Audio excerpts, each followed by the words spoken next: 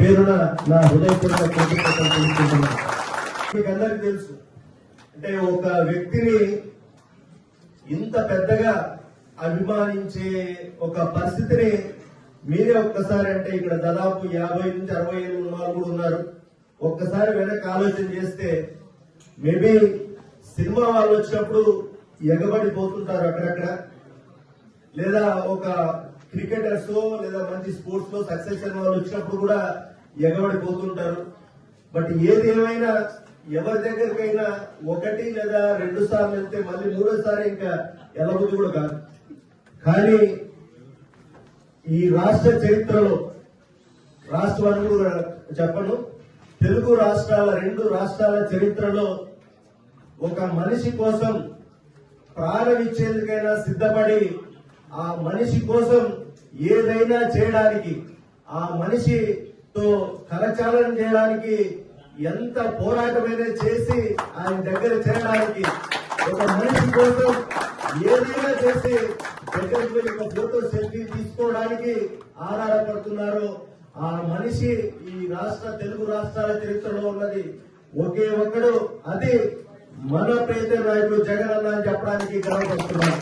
Cinema కదా, మీరు ఒక్కసారి ఆలోచన చేయండి. ఇది కేవలం అదేదో వైఎస్ఆర్ కొడుకనో లేదా ఏదో మాస్ లీడర్ అనో అనే దానికంటే కూడా గత 2010 నుంచి, అంటే దాదాపు గత 15 సంవత్సరాల్లో మరి ఆయన వ్యక్తిత్వం రాజకీయాలకు అతీతంగా మరి ఈరోజు ఎవ్వరూ కూడా చేయని పనులు కావచ్చు, ఆలోచనలు కావచ్చు, ఒక వ్యక్తిత్వం కావచ్చు, ఒక రోల్ మోడల్ గా ఉన్నాడు. కాబట్టి ఈ రోజు మనందరం ఎస్పెషల్లీ తెలుగు రాష్ట్రాలకు సంబంధించిన యువత అందరూ కూడా ఆయన కోసం ఈ రకంగా పరితపించడం మనం చూస్తున్నాం. మరి ఎందుకు ఆయనంటే ఇంత పిచ్చి?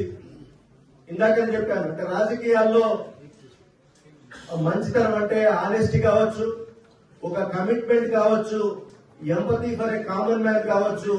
ఒక జగనన్న విషయంలో మాత్రమే ఒక మనిషిలో, రాజకీయ నాయకుల్లో ఆనెస్టీ కనిపెడుతుంది, పరిపాలనలో ఒక కమిట్మెంట్ కనిపిస్తుంది.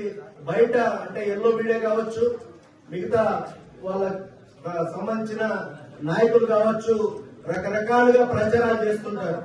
అంటే జగన్ అట్లా అంట, ఇట్లా అంట, ఎవరిని కలవడంట, ఎవరి మాట వినడంట, రకరకాలుగా చేస్తుంటారు.